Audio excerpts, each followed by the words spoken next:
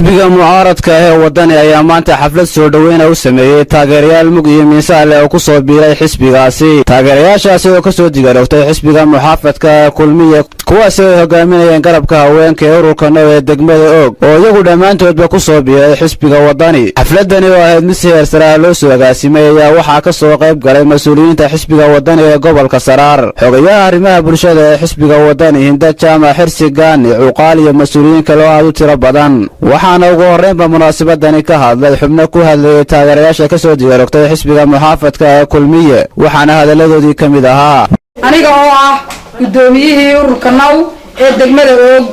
waxaanu ka soo digarognay xisbi xaakimka kulmiye, waxaanu u soo digarognay wadani, xisbiga wadani. xisbiga kulmiye waxaanu la shaqaynaynay muddo dhan 10 sano, 5 uu mucaarad ahaa iyo 5 uu ahaa muxaafid. waxa la wax najiida oo aanu ka gaadhnay xataa degmadayadan ka gaadhin, iska daa urur degmadayadan ka gaadhin. mas'uuliyiinta xisbiga wadani oo munaasabadani ka hadlay ayaa si weyn u soo dhaweeyeen taageerayaasha culus ee ku soo biiray xisbigooda. sidoo kalena waxa ay mas'uuliyiintani golaha guurtida ee Soomaaliland uga digeen muddo kordhin ay u sameeyaan xukuumadda Siinaanyo, waxaana hadalladoodii ka mid ahaa iyo mar labaad ururka Now ee ku soo digarogtay xisbiga mucaaradka ee wadani aad iyo aad baan idin soo dhaweynayaa. intii waxa la siirtaa golaha guurtida hadii maanta waxa ay isla qaateen saddexdii xisbi qaran xukuumaddii komishinkii inta ay isla qaadatay hadduu yiraahdo maanta meesha ka saaray wax kala keenaya waa la siirtaa aad iyo aad u weeye waxayna noqon doontaa mid magacooda iyo waayeelnimadoodaba hoos u dhigta haddii taa ay sameeyaan. waxaana halkan fariin gaar ah weliba u marinayaa gudoomiyaha guurtida oo oday ah ee ka mid ah reer Soomaaliland ka mid ah.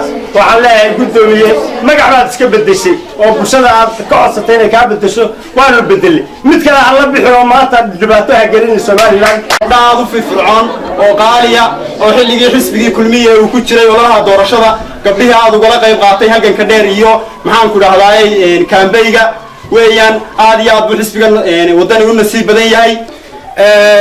waa badan yihiin haweenweynaha gobolka Saraar inta leeyihiin xisbiga ku soo biiray taageerayaasha way soo dhaweynayaa. waxay ahaayeen xabadka Soomaaliland isu haysada golaha guurtidu wax kasta oo ka xumaada iyagu unbaa yaa xabadtaas isu haysabay ayro iyaga isku celin jiray.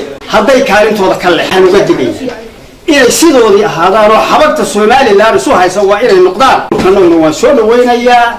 farxad weyn bay ii tahay inaan haweenkii qaranka Now ma aha xisbi xaakimka, waa haweenkii xukuumiga ee xukuumadda Soomaaliland ee mudane Siinaanyo uu madaxweynaha ka yahay ee ay madaxda u ahayd marwada koobaad ee qaranka Marwo Aamino Waris in degmada Og dhammaan xubnihii ay iyadu xilka u dhiibatay ee hawshan loo igmaday ay isu soo dhiibaan oo ka mid noqdaan iyagoo xilkoodii iska casilaya oo xubinnimadii xisbiga kulmiyana ka baxaya in ay ku biiraan xisbiga mucaaradka ee wadani. farxad weyn bay waa ku hadlaya afka gudoomiyaha xisbiga wadani mudane Cabdiraxmaan Maxamed Cabdilaahi Cirro ahna gudoomiyaha golaha wakiilada ku soo dhawaada xisbiga mucaaradka ee wadani.